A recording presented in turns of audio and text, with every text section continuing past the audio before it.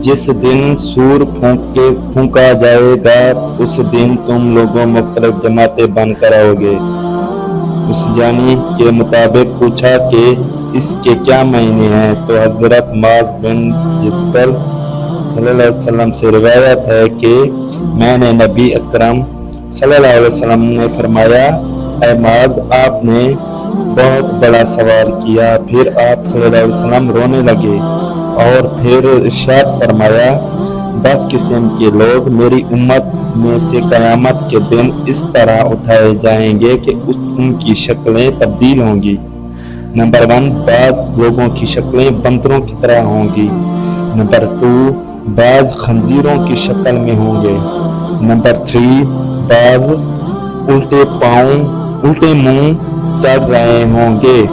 बाज़ अंधे और बहरे होंगे। नंबर 5, बाज़ गूंगे बहरे होंगे, कुछ भी समझ नहीं रहे होंगे।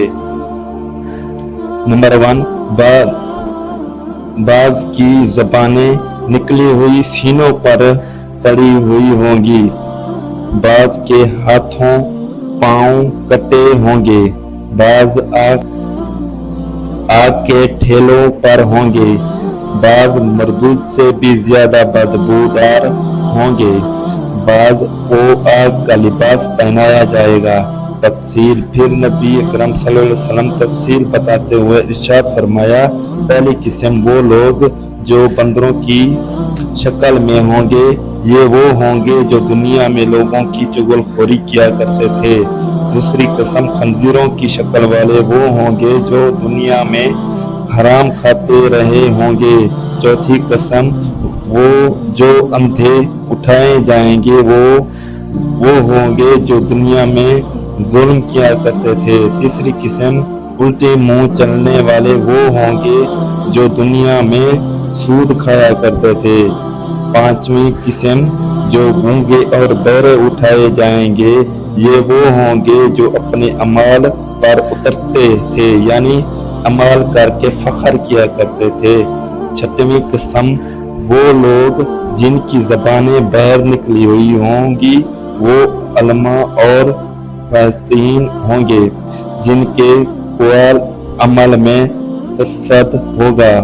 सातवीं किस्म वो लोग जिनके हाथ पांव कटे हुए होंगे, ये वो होंगे जो दुनिया में अपनी पड़ोसियों को तकलीफ देते थे। आठवीं किस्म वो जो आग के ठेलों पर होंगे, ये वो होंगे जो दुनिया में लोगों की शिकायत हुक्मरानों के पास ले जाया करते और उनको उनसे पिटवाया करते थे। अपनी ताल्लुकात की बुनियाद पर दूसरों को किसी से अजियत दिलवाने का यही अंजाम होगा। ऊपर से नीचे तक आग ही आग में घिरा हुआ होगा। नौवीं किस्म वो लोग जो बदबूदार उठाए जाएंगे, ये वो होंगे जो ख्वाहिशात और लज्जतों में जिंदगी गुजारते थे, अपनी ख्वाहिशात पूरी करने के वास्ते अल्लाह की नाफरमानी किया करते थे। 10वीं किस्म वो लोग जिनको आग का लिबास पहनाया जाएगा, ये वो होंगे जो दुनिया में तकब्बुर और गरूर का लिबास पहनते थे और लोगों को दिखाया करते थे।